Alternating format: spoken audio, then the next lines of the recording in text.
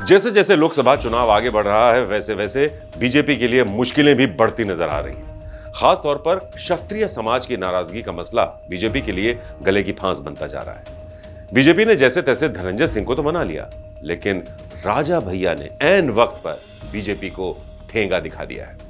नमस्कार, मैं हूं संजीव चौहान और हमारी इस खास पेशकश में आप सबका स्वागत है। तो बीजेपी को अपनी सोशल इंजीनियरिंग के लिए जाना जाता है, लेकिन इस बार यूपी में बीजेपी की सोशल इंजीनियरिंग कई सीटों पर फेल होती नजर आ रही है। कहा जा रहा है कि पश्चिमी यूपी की कई सीटों पर बीजेपी को ठाकुर वोटरों ने नुकसान पहुंचाया है, जिसके बाद बीजेपी ने राजपूतों को बनाने का जिम्मा रक्षा मंत्री राजनाथ सिंह, यूपी के सीएम योगी आदित्यनाथ और उत्तराखंड के सीएम पुष्कर सिंह धामी को दिया।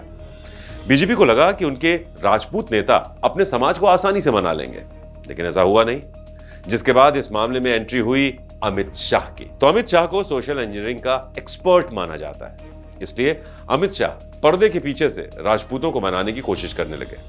इसी कड़ी में अमित शाह ने कर्नाटक के बेंगलुरु में राजा भैया से एक बंद कमरे में 1 घंटे तक मुलाकात की। अब राजा भैया की गिनती यूपी के बड़े राजपूत नेताओं में होती और उनकी पार्टी जनसत्ता दल का प्रतापगढ़ और कौशांबी सीट पर अच्छा खासा प्रभाव माना जाता है। इस मुलाकात के कई मायने निकाले गए। कहा गया कि शाह ने कौशांबी और प्रतापगढ़ सीट पर राजा भैया से समर्थन मांगा था। दरअसल बीजेपी ने राजा भैया को भरोसे में न लेकर कौशांबी और प्रतापगढ़ में अपने उम्मीदवारों का ऐलान कर दिया। अब राजा भैया इससे नाराज हो गए, इसलिए रूठे हुए राजा भैया को मनाने के लिए खुद बीजेपी के चाणक्य अमित शाह ने पहली बार राजा भैया के साथ आमने सामने बैठकर मुलाकात की। शाह से मुलाकात के बाद राजा भैया ने एक अखबार को दिए इंटरव्यू में कहा कि गृह मंत्री ने उनकी तरफ दोस्ती का हाथ बढ़ाया है।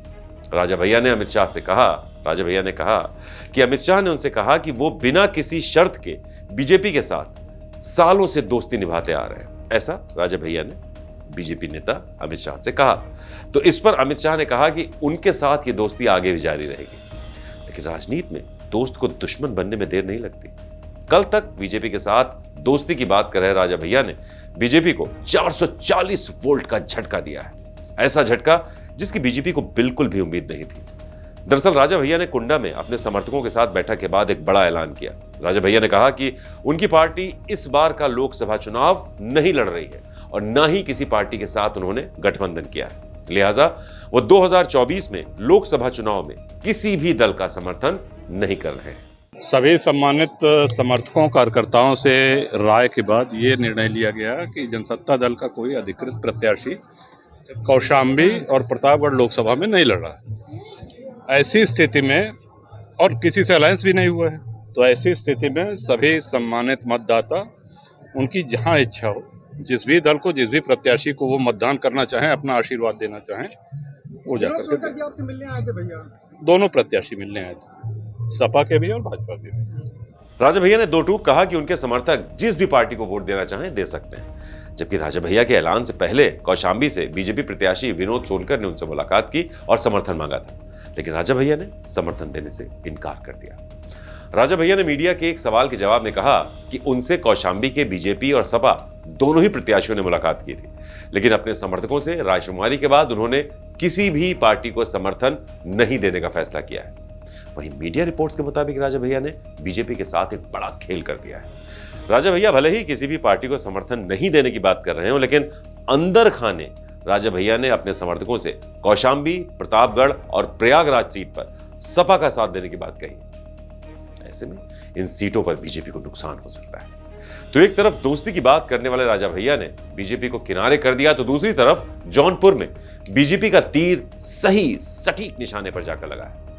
दरअसल बीजेपी को आंखें दिखाने वाले बाहुबली नेता धनंजय सिंह ने आखिरकार जौनपुर सीट पर बीजेपी के समर्थन का ऐलान कर दिया है। अब आप सोच रहे होंगे कि कल तक जिन धनंजय सिंह के समर्थक अमित शाह मुर्दाबाद के नारे लगा रहे थे, आज वही धनंजय सिंह बीजेपी की शान में कसीदे पढ़ रहे हैं। ऐसा क्या हुआ कि बीजेपी को आंखें दिखाने वाले धनंजय का दिल अचानक पिघल गया? चलिए आपको बताते हैं धनंजय सिंह का जौनपुर में दरअसल दबदबा माना जाता है, ये हर कोई जानता है। रंगदारी मांगने के मामले में 7 साल की सजा मिलने के बाद धनंजय ने जेल से ही बीजेपी को जौनपुर में हराने का प्लान बनाया और अपनी पत्नी श्रीकला रेड्डी को बीएसपी के टिकट पर सियासी मैदान में उतार दिया। श्रीकला ने प्रचार करना भी शुरू कर दिया था। इस बीच धनंजय को इलाहाबाद हाईकोर्ट से जमानत मिल गई और वो अपनी पत्नी के लिए जौनपुर में सियासी जमीन तैयार करने लगे। और अपने जेल जाने के पीछे लगातार बीजेपी पर उनके खिलाफ षड्यंत्र करने का आरोप लगाते रहे। श्रीकला के चुनाव मैदान में होने से बीजेपी के प्रत्याशी कृपाशंकर लगातार पिछड़ते जा रहे थे। कहा यह गया कि बीजेपी के सर्वे में कृपाशंकर तीसरे नंबर पर आ गए थे। इसके बाद अमित शाह ने मोर्चा संभाला और जौनपुर सीट पर अपनी पार्टी की जीत सुनिश्चित करने के लिए सियासी दांव आजमाने लगे। तो पहले मायावती ने नामांकन की आखिरी तारीख के एक दिन पहले धनंजय की पत्नी श्रीकला का टिकट काटकर जौनपुर के मौजूदा सांसद श्याम सिंह यादव को जौनपुर से अपना उम्मीदवार घोषित कर दिया, जिसके बाद लगा कि श्रीकला निर्दलीय पर्चा दाखिल करेंगे। लेकिन वक्त बीत गया और धनंजय सिंह सिर्फ बीएसपी को कोसते रह गए। तब कहा यह भी गया कि मायावती ने बीजेपी के दबाव में यह कदम उठाया है। अब कयास लगाए जाने लगे कि धनंजय अपने अपमान का बदला बीएसपी और बीजेपी दोनों से लेंगे और सपा के प्रत्याशी को अपना समर्थन देंगे।